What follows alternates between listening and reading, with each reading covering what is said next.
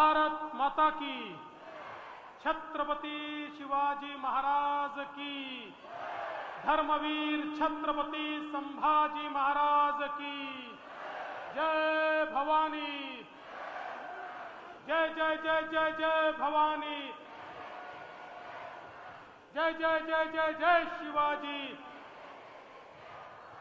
बोल सियापति रामचंद्र की, पवन सुत हनुमान की, उमापति महादेव की, बोलो जी भाई सब संतन की जय श्री राम, जय श्री राम।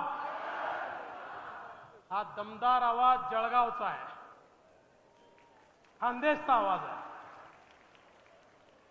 मंचावर उपस्थित ज्यांना ऐकण्याकरता आपण सर्व लोक या ठिकाणी आलो आहोत, या भारताचे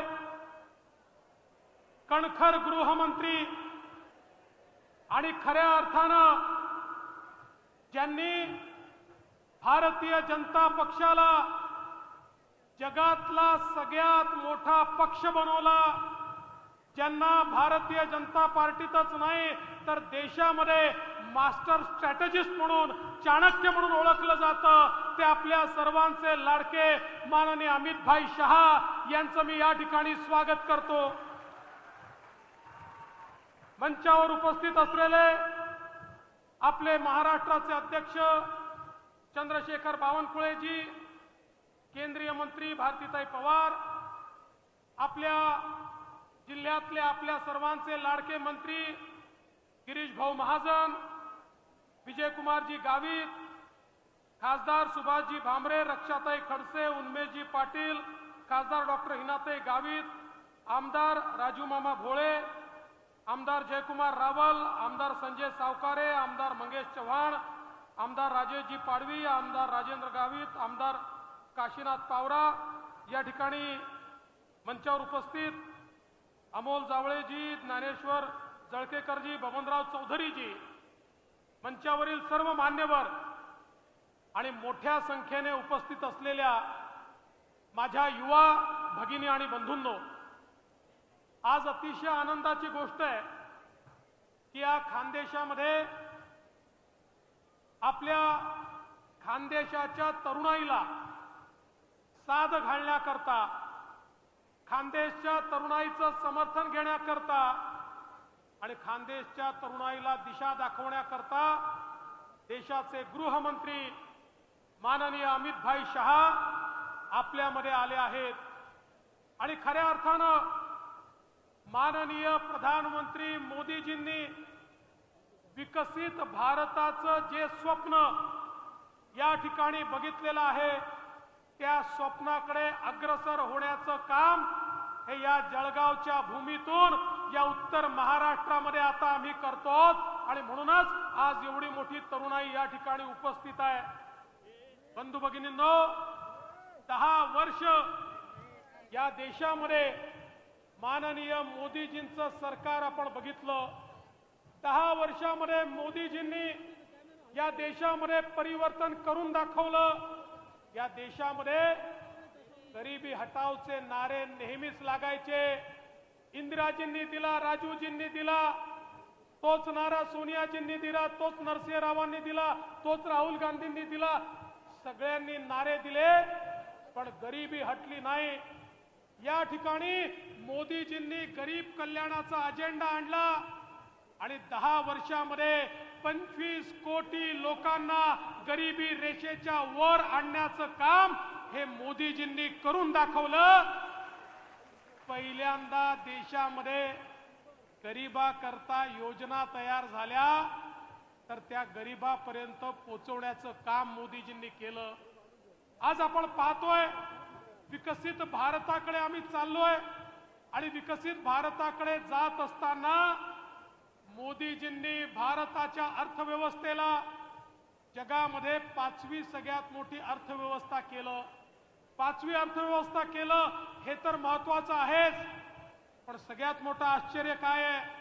आश्चर्य हे आहे की गरिबाचं कल्याण करून देखील अर्थव्यवस्थेचा विस्तार होऊ शकतो हे मोदीजींनी दाखवून दिलं। केवळ मुठभर लोकांचा विकास करून नाही, गरीबाला घर दिलं, गरीबाला त्या ठिकाणी शौचालय दिलं, गरीबाला गॅस दिला, गरीबाला इलेक्ट्रिसिटी दिली, गरीबाच्या घरी पाणी दिलं आणि त्यातनं आमच्या अर्थव्यवस्थेचा विकास केला। आज आपण पाहू शकतो ज्या प्रकारे काळ्या पैशावर मोदीजींनी प्रहार केला, ज्या धन्ना सेठांनी आपल्या तिजोरीमध्ये काळा पैसा जमा करून ठेवला होता, सगळा पैसा बाहेर काढून गरीबाच्या कल्याणाकरता लावण्याचं काम या देशामध्ये कोणी केलं असेल तर ते मोदीजींनी या ठिकाणी केलं। आणि अर्थव्यवस्था मोठी झाली म्हणजे काय होतं? अर्थव्यवस्था मोठी झाली की संधी मिळते, नोकऱ्या तयार होतात, उद्योग वाढतात, प्रत्येकाच्या हाताला काम मिळतं, युवकांची स्वप्न पूर्ण करण्याकरता अर्थव्यवस्था पंख तयार करते।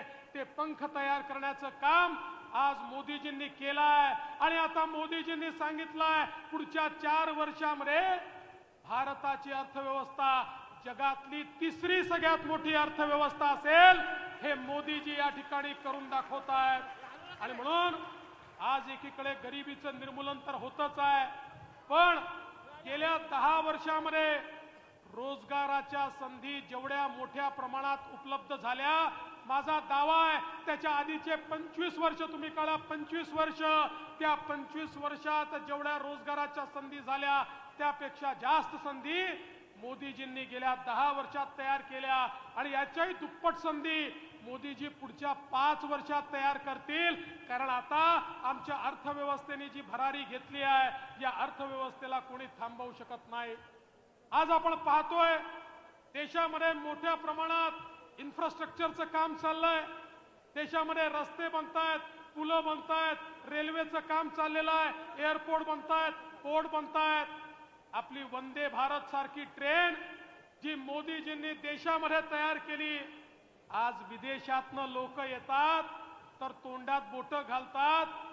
विदेशातल्या मोठ्या मोठ्या देशांमध्ये, श्रीमंत देशांमध्ये ज्या प्रकारची ट्रेन आहे, तीच ट्रेन आता सामान्य भारतीयाला मोदीजींनी प्राप्त करून दिली।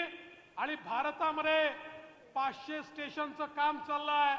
पुढच्या 3 ते 4 वर्षांमध्ये आम्ही रेल्वे स्टेशनवर गेल्यानंतर हे रेल्वे स्टेशन आहे का मुंबईचं एअरपोर्ट आहे, हे रेल्वे स्टेशन आहे का पुण्याचं एअरपोर्ट आहे, अशा प्रकारचा प्रश्न आपल्याला पडावा। अशा प्रकारचे रेल्वे स्टेशन या ठिकाणी तयार होत आहेत, अशा प्रकारचे बस पोर्ट या ठिकाणी तयार होत आहेत। हा जो वेगवान आणि गतिशील अशा प्रकारचा विकास आहे, आज रस्त्यांचं जाळं जे तयार झालंय, मागच्या काळामध्ये मी लेह लद्दाखला गेलो होतो, तिथे आपल्या मिलिटरीचे मोठे अधिकारी होते।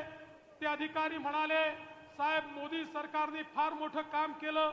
मी म्हटलं काय काम केलं? म्हणाले मागच्या काळामध्ये जे काँग्रेसचं सरकार आहे त्याला आम्ही सांगायचो चीननी रस्ता बॉर्डर पर्यंत आणला, त्यांनी हल्ला केला तर ते 24 तासात सगळे रणगाडे, यंत्र सामुग्री, दारुगोळा बॉर्डरवर आणू शकतात, आमच्याकडे रस्तेच नाही आहेत, त्याच्यामुळे आम्ही 8-8 दिवस पोहोचू शकणार नाही। त्यांनी हल्ला केला तर मुकाबला कसा करायचा?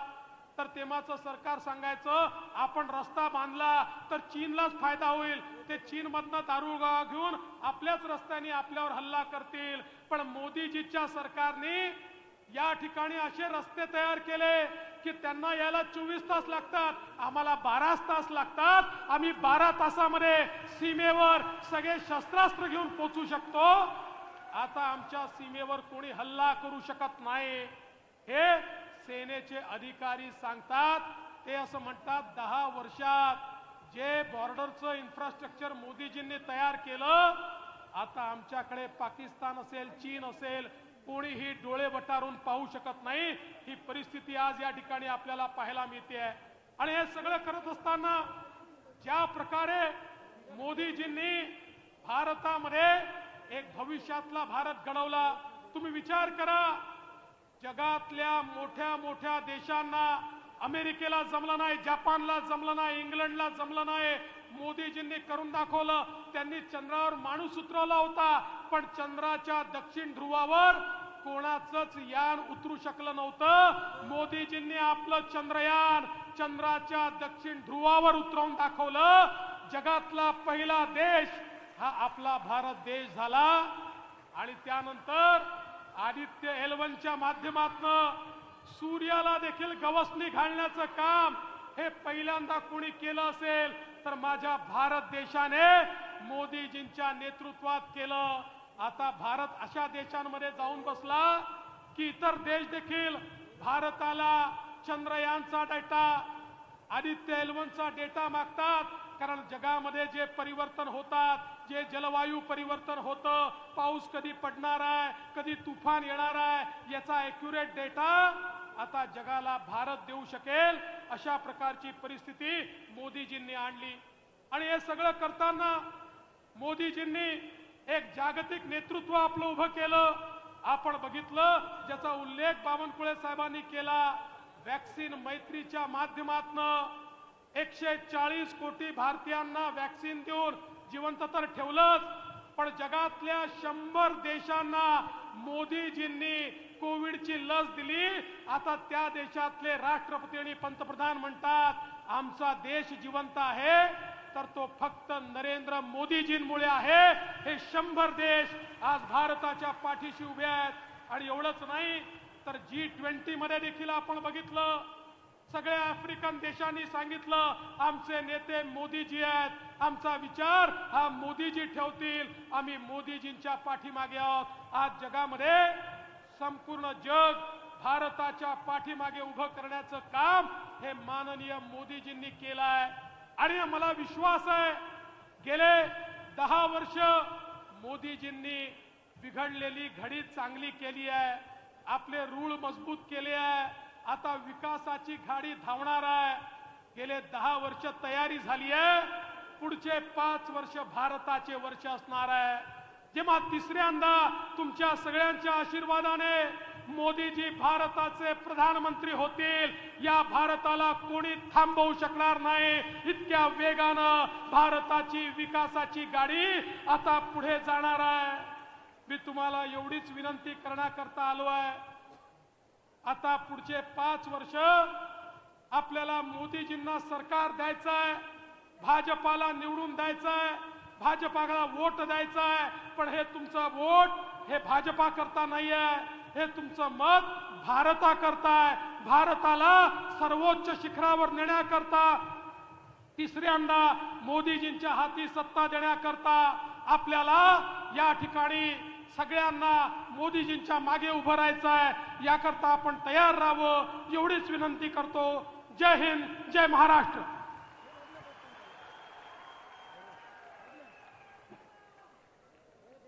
तरुणाईशी